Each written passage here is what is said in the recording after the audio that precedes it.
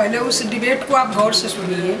शिवलिंग के बारे में पहले कहा गया है, तो आपको कोई एक थप्पड़ मारेगा तो आप कमज़ोर हैं तो चुपचाप आ जाइएगा। भारतीय नारी कमज़ोर नहीं है कि चुपचाप आइएगा। इन्होंने गलत बोला है और नुपुर शर्मा ने जो बोला है वो लिखित है, प्रमाण है, और प्रत्यक्ष को प्रमाण की ज़रूरत नहीं होती है। तो वो तो उस जो किताब लिखा है उस पर FIR करना चाहिए, उस पर फतवा जारी करना चाहिए। लेकिन ये नंगा नृत्य करने की आदत है। कोई सच्चाई बताएगा तो मैं नंगा नृत्य करने उतर जाऊंगा और कोई दिक्कत नहीं है। यही तो जो चीज़ लिखी है या नहीं लिखी है, किसी के आस्था पे सवाल क्यों? जब हिंदू धर्म में भी कई सारी ऐसी चीजें हैं जो आस्था का विषय बन जाती है। नुपुर शर्मा पर केस हो गया है ना, कोर्ट में पेश होगा जो वो सही बोली कि गलत बोली।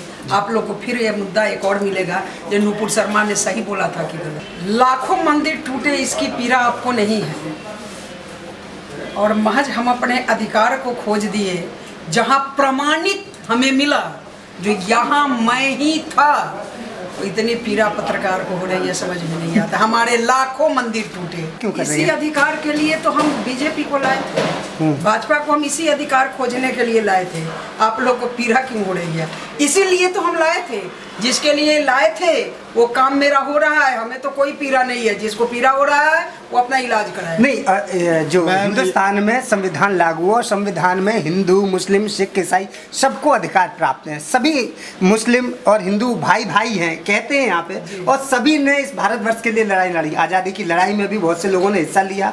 कुछ लोग गलत हो सकते हैं, लेकिन पूरा कुछ लोगों की वजह से एक पूरा समुदाय को आप लोग गलत बता रहे हैं, उनको लात मारने पर उतारू हो गए। ऐसा क्यों? ये गलत नहीं लगता आपको?